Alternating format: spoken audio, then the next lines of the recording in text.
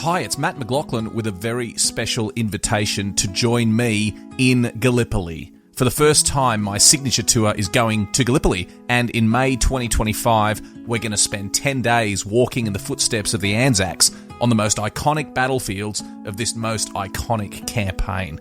And joining me on this epic adventure is the one and only Peter Hart. You've read the books, you've listened to the podcasts, now walk the ground with Peter and me. Now, this is a one-off tour. It's the only tour I'll be personally escorting in 2025, and having Peter Hart with me just makes it all the more special. I have no idea if we will ever run this tour again, so don't miss the chance to join us in Istanbul on the 21st of May, 2025. Visit battlefields.com.au for full details, and I look forward to seeing you in Gallipoli. When it comes to weight loss, no two people are the same. That's why Noom builds personalized plans based on your unique psychology and biology. Take Brittany. After years of unsustainable diets, Noom helped her lose 20 pounds and keep it off. I was definitely in a yo-yo cycle for years of just losing weight, gaining weight, and it was exhausting. And Stephanie. She's a former D1 athlete who knew she couldn't out-train her diet, and she lost 38 pounds. My relationship to food before Noom was never consistent. And Evan, he can't stand salads, but he still lost 50 pounds with Noom. I never really was a salad guy. That's just not who I am. Even through the pickiness, Noom taught me that building better habits builds a healthier lifestyle. I'm not doing this to get to a number. I'm doing this to feel better. Get your personalized plan today at Noom.com. Real Noom users compensated to provide their story.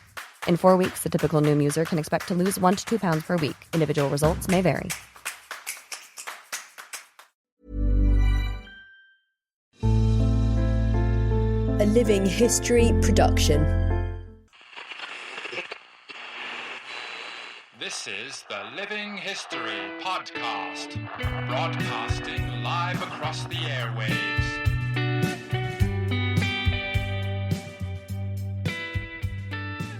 Hello, it's Matt, and welcome to another episode of Living History. I'm actually coming to you from Paris, and I've just finished a tour of the Western Front, my signature tour of the Western Front, and I thought what a great opportunity to just tell you a little bit about that tour and what a fantastic time I've had walking the battlefields of the Western Front.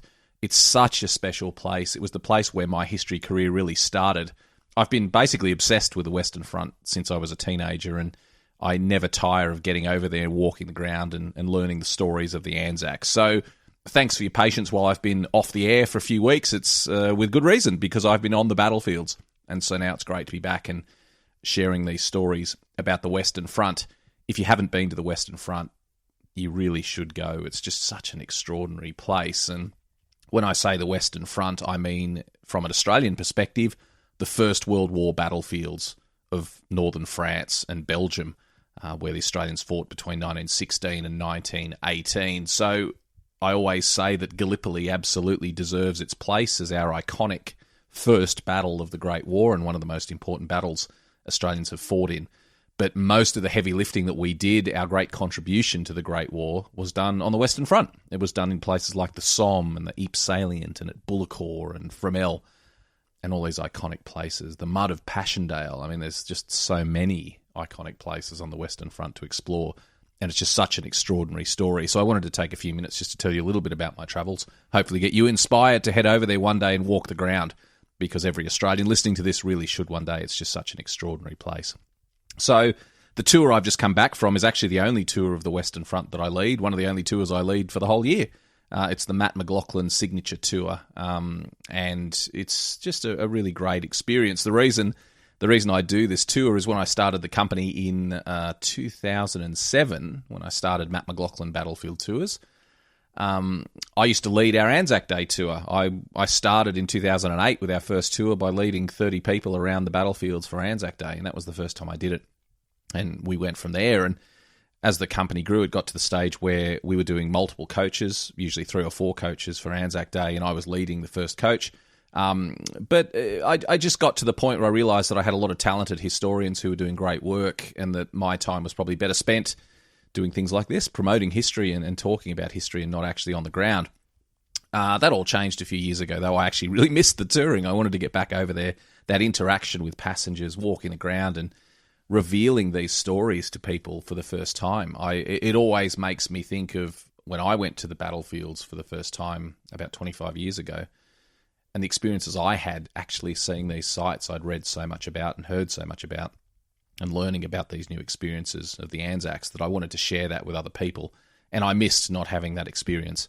And so we launched the McLachlan Signature Tour, which is the only tour I lead personally, and it's a really great experience. And because it's a bit of a special tour, we go to places that we would normally go to. If there's anywhere I'm really interested in going that I haven't been to, we try and include that on the tour. So the tour is different every year. We've had lots of people that have come on every tour that we've done it since 2019, and just a really great experience. We started in Paris. We headed up to the battlefields of the Ypres salient, an absolutely favourite place of mine in Belgium, the town of Ypres, known as Wipers to the troops. And we spent a few days up there exploring the battlefields of the salient and catching up with some dear friends and really telling the stories of the Anzacs in 1917. And then we headed down via the very moving battlefields of Fromelles and Bullecourt down to the Somme battlefields, where we spent another few days telling the stories of 1916 and 1918 in the Somme region. And it's, a pretty special area. The Somme, it goes without saying, most famous for the battles of 1916, but also we should never overlook the battles of 1918 that occurred in that region, where Australia, I think, did some of our greatest work in our military history. I think 1918, I'm going to go on the record and say it, I think 1918 is our most important military year. I think we did more in 1918 than in any other year in our military history. It was the only time in our history where we were the main army on the main battlefield fighting the main enemy of the war. And I think we overlook our huge achievements in 1918. It's a controversial statement to say it's our most important military year, and if you disagree, certainly feel free to contact me and give me your opinion, because I know lots of people would disagree. You'd think 42 would probably rate pretty highly as well, but I'm going to stick to my guns and say 1918 was our most important year.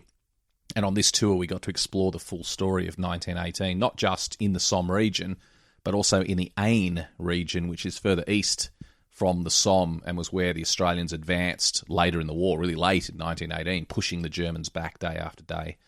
And there's some very special battlefields in that region. And we went even to the 4th Division Memorial at the town of Bellingleys. It's a very isolated spot that most people never get to because it's way in the east, not in the main battlefield area.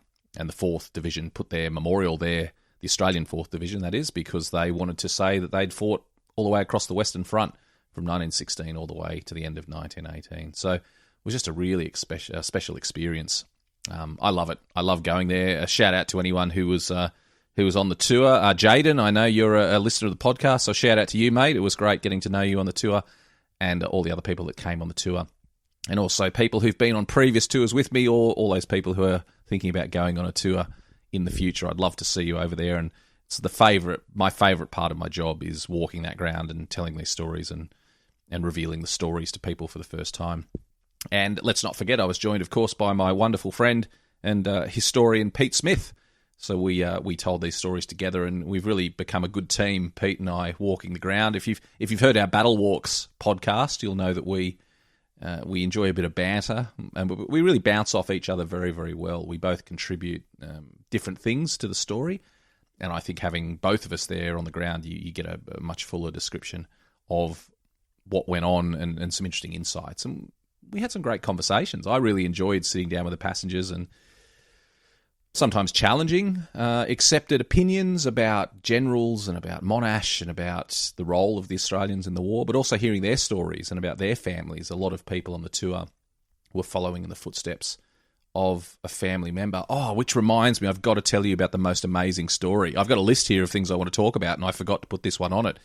But this would probably rate as one of the most amazing things that's happened to me on a battlefield. So as part of the tour, we go to cemeteries to visit relatives of the people on the tour, if the cemetery is within distance of the tour. I mean, there's more than 900 cemeteries, so there's obviously a lot, and they're scattered all over the countryside of France and Belgium. But if they're in the tour area, we will do our best to go there and visit graves of people, of family members of people on the tour. And we had someone who wanted to go to Jeancourt Cemetery, which is quite a distance in the east, a 1918 battlefield of the Australians. Not uncommon to have Australians buried in this area, just because it's a It's a pretty common place that Australians were killed. Casualties were very high in this region in 1918, so a pretty common place. So we were heading to Jeancourt Cemetery to visit the grave of a relative of one of the people on the tour. And then the most extraordinary coincidence occurred. Probably the most extraordinary coincidence of this type I've ever seen, and I think Pete Smith, our historian who leads tours every day, had never seen anything like this either. It turned out we had not one person who had someone killed, a relative buried in that cemetery, but we had two people on the tour. But here's the coincidence. Both killed on the same day and both serving in the same battalion. So almost certainly they would have known each other, these two men.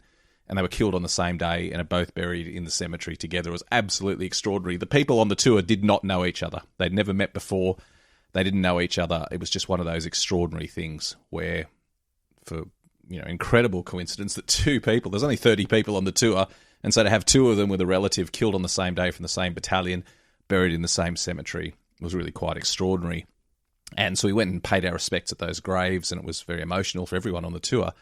But the cemetery itself was really quite extraordinary, and it's what I love about walking the battlefields is you're always learning new things. But how can I put this? The battlefields are always telling a story, and this cemetery told quite an interesting story, in addition to the amazing coincidence of the people on the tour. So I have been to this cemetery before, but only very briefly, and I hadn't spent much time examining it in detail. But the first thing I noticed was there was in the corner of the cemetery, there was about 100 German graves that were in the cemetery. They have a similar but distinct headstone, so they're instantly recognisable as German graves, and dating mostly from the Somme fighting in 1916. And the cemetery itself was right next to the civilian cemetery for the town of Jeancourt. And so it was fairly clear straight away why those German graves were there. This area was well behind German lines in 1916, so obviously there was a hospital here. This was on a convenient road junction, and so the Germans had established a field hospital in the town of Jeancourt. And then, as sadly as men died who were being treated in the field hospital, the sensible thing was obviously just to create a plot next to the civilian cemetery where those men could be buried. And so that was the start of the cemetery, Germans burying their own wounded who died in the field hospital. And then, of course, a lot of Australians and Brits and Canadians from 1918, when this area had been heavily fought over and captured in the advance, the 100 days that ended the First World War, so from September 1918 and that sort of era. But there's also, next to the German graves, there was a whole row of British soldiers from the Staffordshire Regiment who'd been killed on the 11th of April 1917. So I thought that's a bit of an odd one. The fighting at that time was around the town of Arras, way further north. So I thought that's an unusual collection of graves. I expected the 1916 burials. I expected the 1918 burials. But to see these April 1917 burials was really quite remarkable. And of course, 11th of April 1917, I thought to myself, well, that's the Battle of Bullecourt. Australians know that as the first Battle of Bullecourt. And so I looked it up, and sure enough, these were British soldiers who'd been killed fighting alongside the Australians during the first Battle of Bullecourt. So even though we remember the battles of Bullecourt as an Australian action, we should not forget there were British soldiers involved in both battles. And in fact, it was British soldiers that captured the village of Bullecourt during that tough fighting. And so these men were British men from the Staffordshire Regiment who had been wounded during that fighting for the village of Bullecourt while the Australians were fighting in the fields to the east of the village. And yeah, they'd been wounded fighting to capture the village and then captured by the Germans.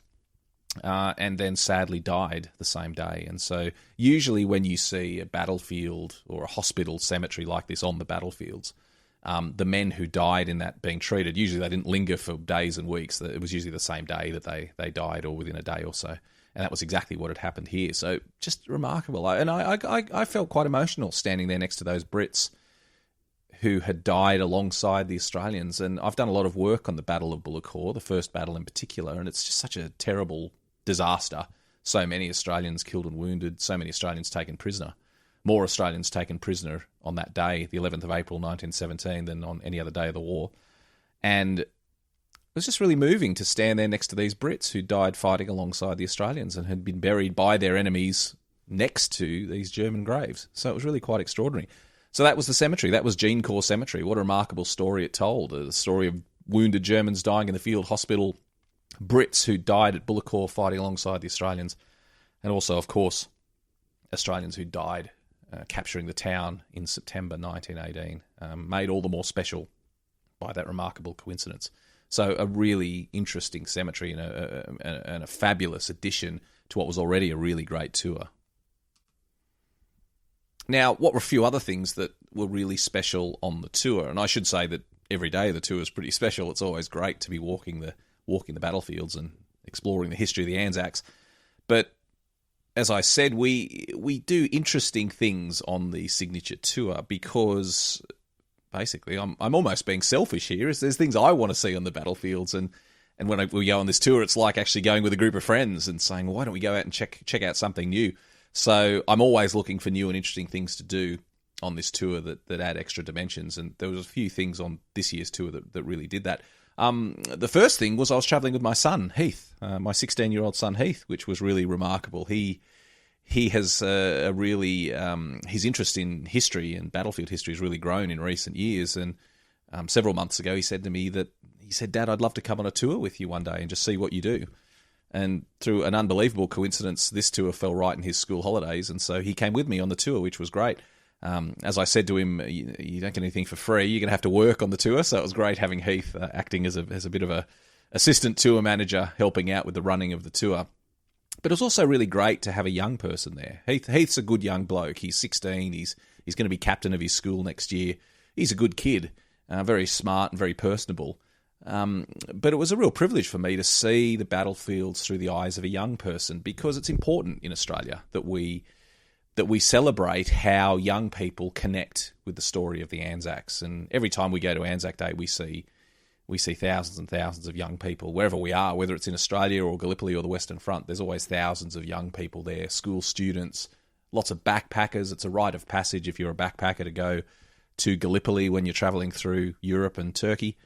And I think we should always be really grateful how young people engage with the story of Anzac as a very broad generalisation. But here I got to see something very specific travelling with Heath, and just to see how he connected and which stories he found most interesting, and what parts of this story he related most to. Because, of course, many of the graves we were visiting were of blokes his age or not that much older. It's a little bit of a myth that the battlefields are full of 16-year-olds, the cemeteries. The average age is sort of early 20s. But still, there are 16-year-olds there. There are teenagers there. And even as a young bloke, Heath understood when he stood in front of the grave of a 21 or a 22-year-old, what a sacrifice that was. So it was fascinating for me to see the battlefields through the eyes of the next generation.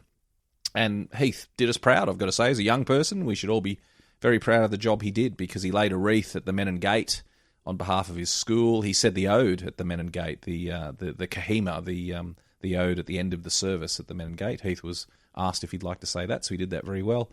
And it was great to see him relating to the other passengers on the tour. Again, just for the perspective of how generations view this history and how they can connect with it. And so for Heath, travelling with a bunch of people in their 50s and 60s and 70s, it was not the usual group of people he would hang out with, but he really engaged well with the passengers. He asked a lot of great questions.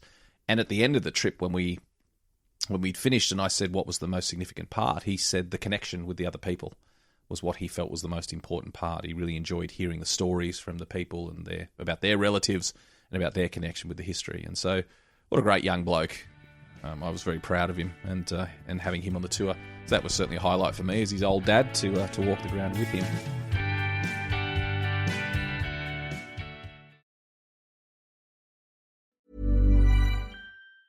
Decisions. Wait a minute. Are you still looking for cars on Carvana? Yeah. Decisions. When I use Carvana, I found the exact car I was looking for in minutes. Bought it on the spot. Electric or full diesel? Decisions. Come on, you've been at it for weeks. Just buy it already. You're right. Crossover it is. Decisions decided. Whether you know exactly what you want or like to take your time, buy your car the convenient way with Carvana. When it comes to weight loss, no two people are the same. That's why Noom builds personalized plans based on your unique psychology and biology. Take Brittany. After years of unsustainable diets, Noom helped her lose 20 pounds and keep it off. I was definitely in a yo-yo cycle for years of just losing weight, gaining weight, and it was exhausting. And Stephanie. She's a former D1 athlete who knew she couldn't outtrain her diet, and she lost 38 pounds. My relationship to food before Noom was never consistent. And Evan, he can't stand salads, but he still lost 50 pounds with Noom. I never really was a salad guy. That's just not who I am. Even through the pickiness, Noom taught me that building better habits builds a healthier lifestyle. I'm not doing this to get to a number. I'm doing this to feel better. Get your personalized plan today at Noom.com. Real Noom users compensated to provide their story. In 4 weeks, the typical Noom user can expect to lose 1 to 2 pounds per week. Individual results may vary.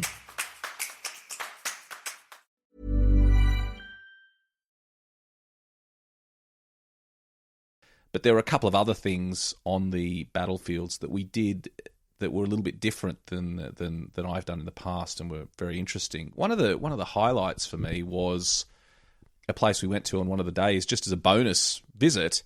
It's a place called Bourdon German Cemetery on the Somme. I'd never even heard of it, let alone visited it. It's a World War II cemetery that contains 22,000 graves of Germans killed in the Second World War. And I've been to plenty of German World War II cemeteries. They're always quite unique. Everyone's different, and they're always very somber and tell an interesting story. But this one was absolutely amazing. So it's Bourdon German Cemetery. It's not far from Amiens if you're in the Somme. And even though that's a very an area of very heavy fighting from the First World War, this is a World War II cemetery. And in fact, this contains Germans who were killed pretty much all through northern France. So I think it stretches sort of from, obviously not Normandy, but it stretches from north of Normandy, from the sort of the Seine north all the way, I think including Belgium. Don't quote me on that one, but certainly way up into the north. It may include Belgium. I'm not quite sure about that, but certainly the entire Atlantic coast all through northern France. So it was made in the 60s, I think in about 67. This mass cemetery was built, and graves were brought in from smaller cemeteries all over northern France. And today it contains 22,000 graves. And what a bizarre and fascinating place. So we pulled up in the coach out the front, and the first thing is a sort of a long rectangular building with a big archway, which is the entrance. And I'm looking at this, and I said to Pete, I don't want to say the wrong thing here, but this looks like a concentration camp.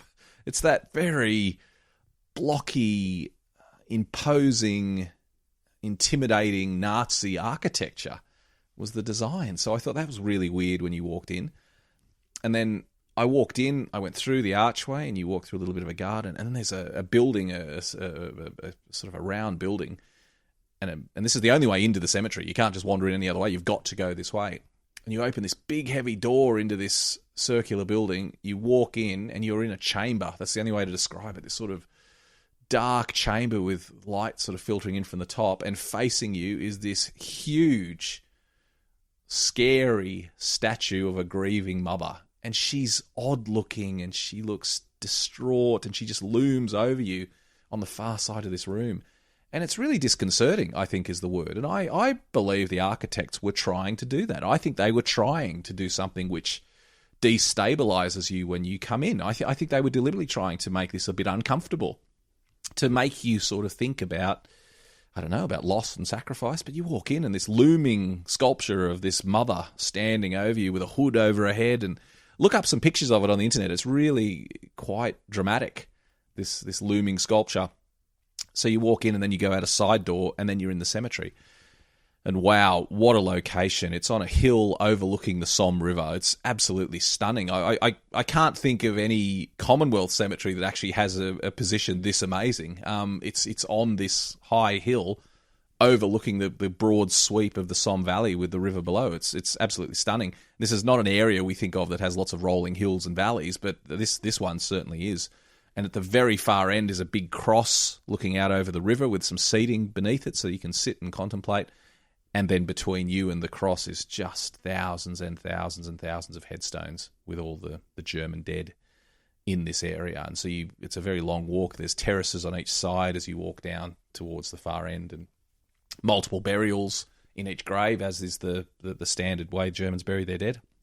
And just a remarkable place. Very moving it was very, very moving. Look, I will say mixed emotions because, you see all these young blokes, and interestingly, they had their birth date on the headstone and also their death date, so you could determine how old they were. And just a fascinating place. I will say mixed emotions. I think a lot of the people on the tour had mixed emotions because on the face of it, it's all very sad. These are all very young men who died fighting for their country. And that's absolutely a way we should remember it at the end of the day. They're all just young blokes fighting for their country. But also, we can't overlook the fact these were the invaders.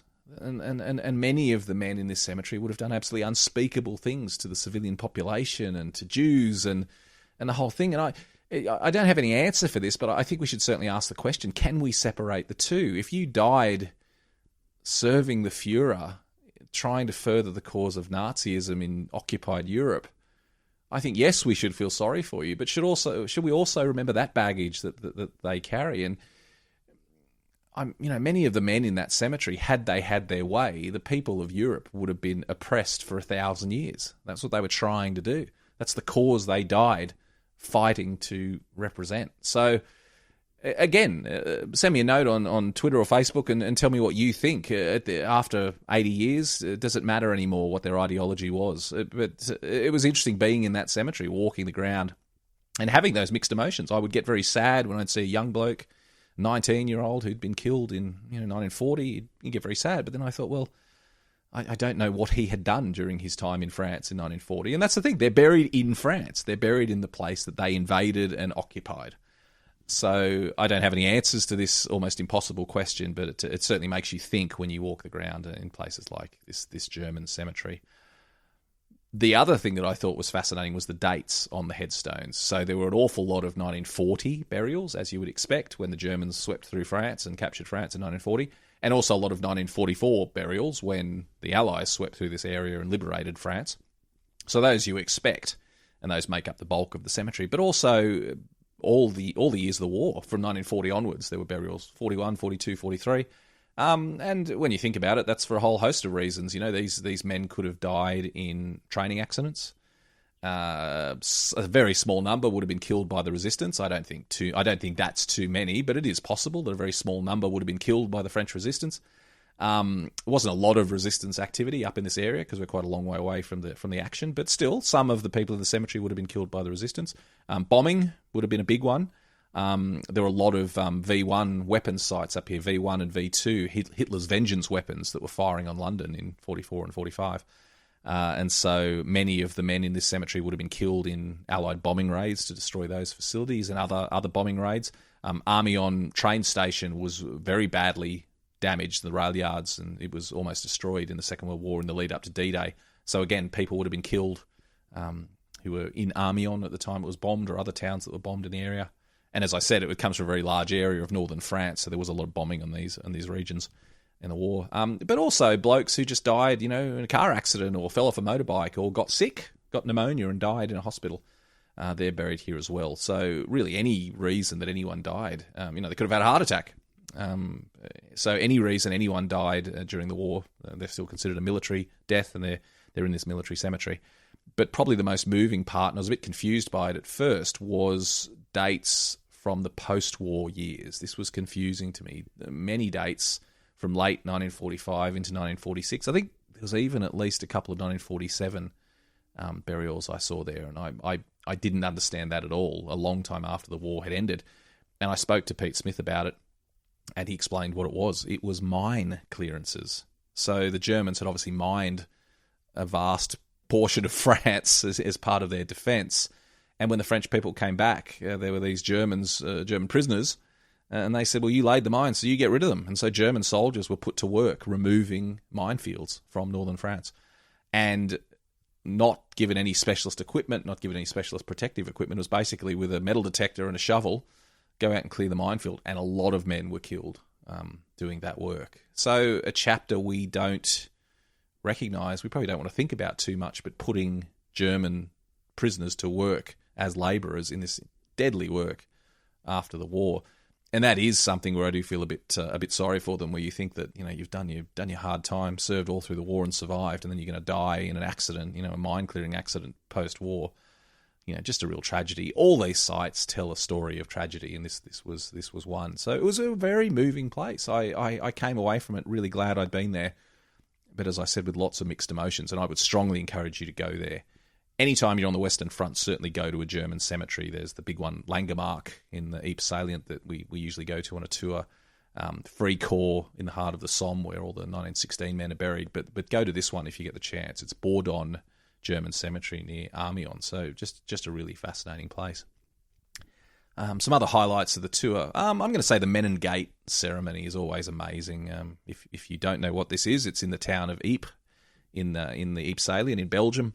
And after the war in 1927, they built the Menin Gate Memorial, which is both a victory arch and a memorial to the missing. And so it contains more than 50,000 names of missing soldiers from fighting in the salient. And every night at 8 p.m, they stop the traffic and play the last post. The fire brigade comes out and in bugle chorus plays the last post. And a short service is held under the Menin Gate, and it's always packed with people. Thousands of people turn up every night. Even in the depths of winter, if it's raining or snowing, you still get hundreds of people, and then on a nice evening like we had, you get thousands of people turning up, and people lay wreaths. And as I mentioned, my son Heath laid a wreath. We always get passengers on the tour to lay wreaths, and it's just a really special experience, and I've been going there for a long time now, but the interesting thing is Menin Gate has been undergoing some renovations over the last couple of years, and it's been absolutely covered in scaffolding, and the ceremony has not been held under the gate. It's been held in the street outside the gate.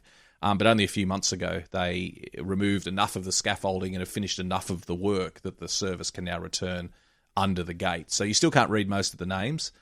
They're still covered in scaffolding, but the service is now at least being held under the gate again, which is a wonderful thing. So a few people on the tour, we selected 3 passengers who had family members recorded on the gate, but sadly couldn't read their names because they were covered over with scaffolding. But those 3 people laid a wreath on behalf of their relatives on the gate, which is always a very moving thing. So the Last Post Association do a wonderful job.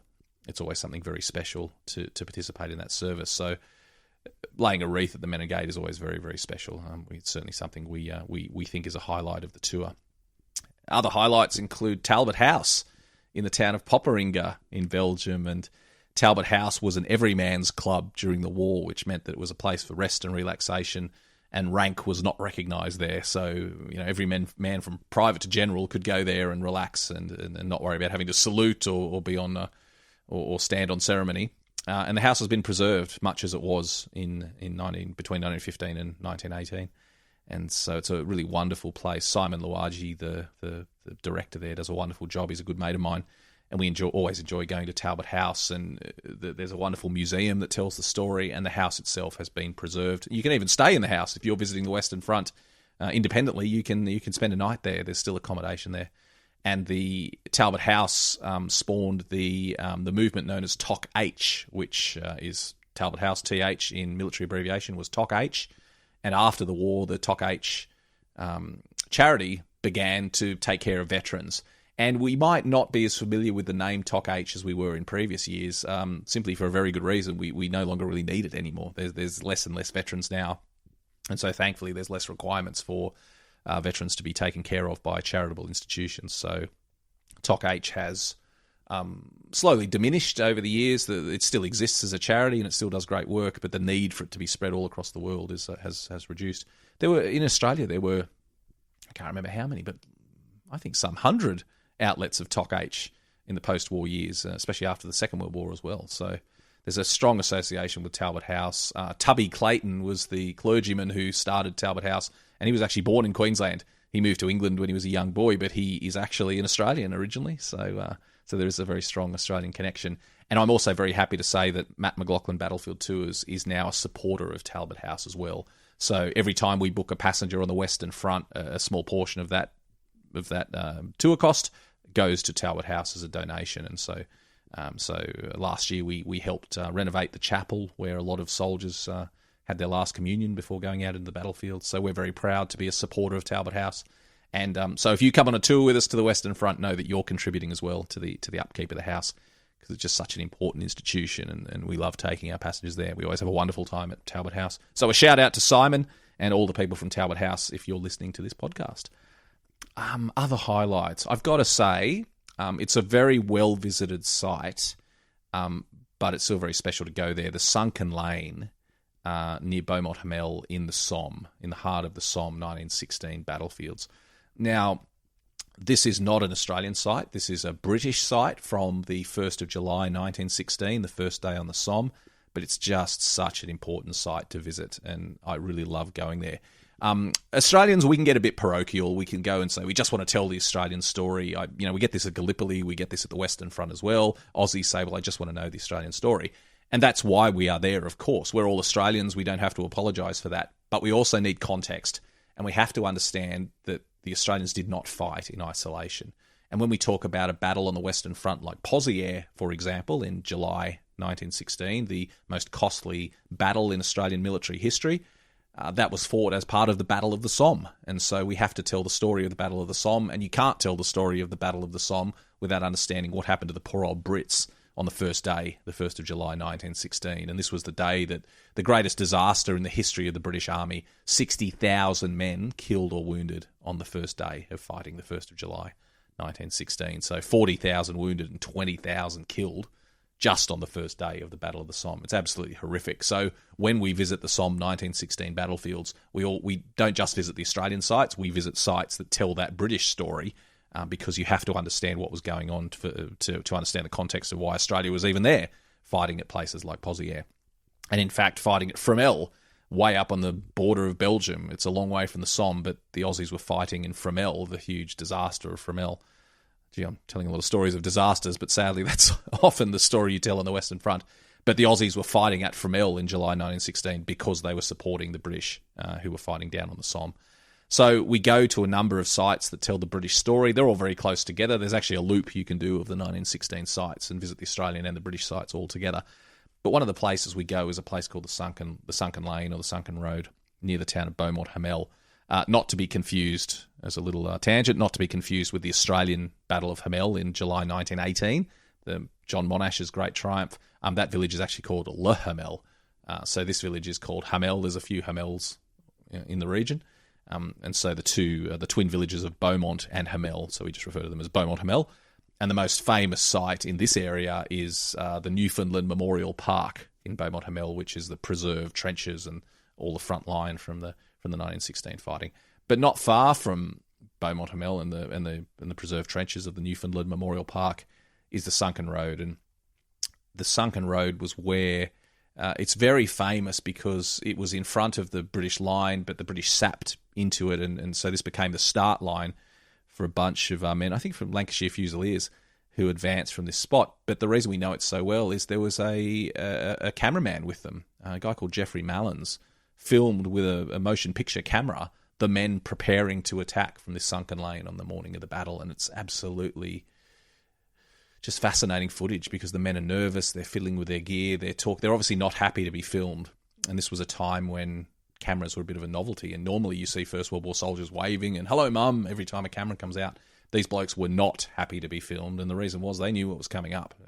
Soon after, within half an hour of this footage being taken, these men were going to advance out of the Sunken Lane, and sadly most of them advanced to their deaths because they were absolutely wiped out by machine gun fire in this region. So you can stand there and see the footage, and I bring photos with me to show what was filmed in the lane, to stand there in that spot in the footsteps of those men right where they were. It hasn't changed at all. You can stand right there knowing that soon after that footage was taken, the whistles blew, they advanced over the bank right in front of you and were mown down by machine gun fire. It's an extraordinary place, and Pete Smith does a wonderful job telling the story. And we also then walk to the end of the Sunken Lane and look out across the field on the opposite side of the road, and up on the ridge is a huge mine crater, and that footage was filmed as well. The famous footage you always see of a big mine going up during the First World War, that was filmed by Geoffrey Mallins from this spot as well. That's the Hawthorne Ridge mine crater. And then Mallins also filmed men advancing towards the crater and the descriptions of how they advanced, expecting just to stroll across and occupy the German trenches, and then the horror of realising the Germans were there and firing machine guns at them, and then watching them fall on this footage as they started to be killed.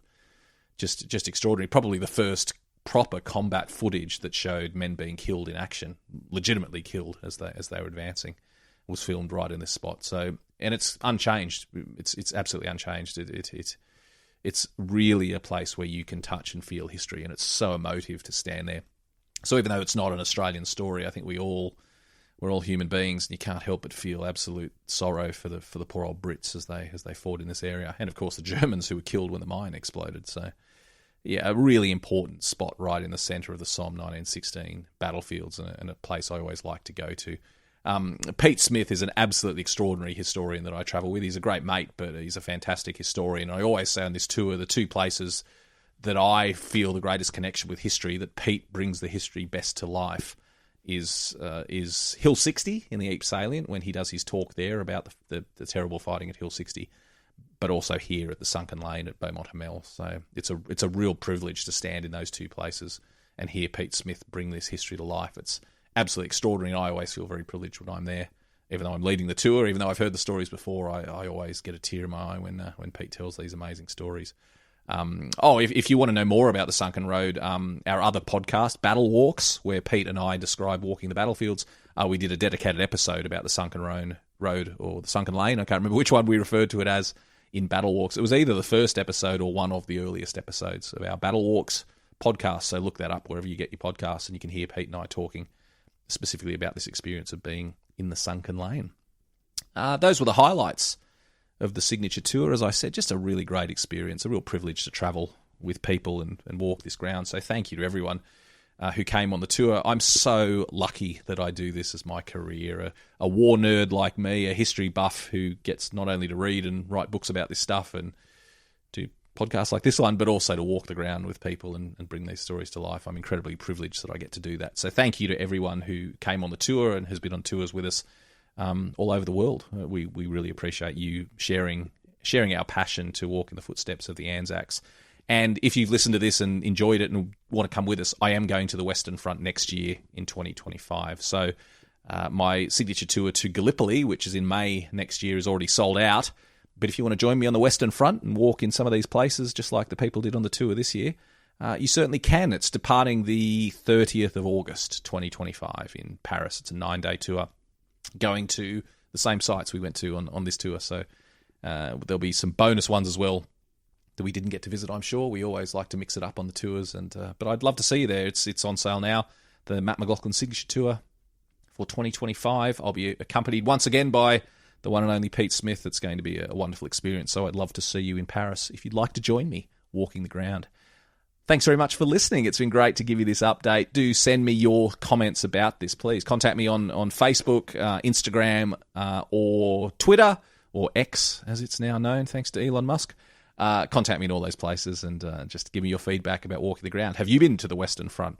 Tell me some of the sites that most appealed to you.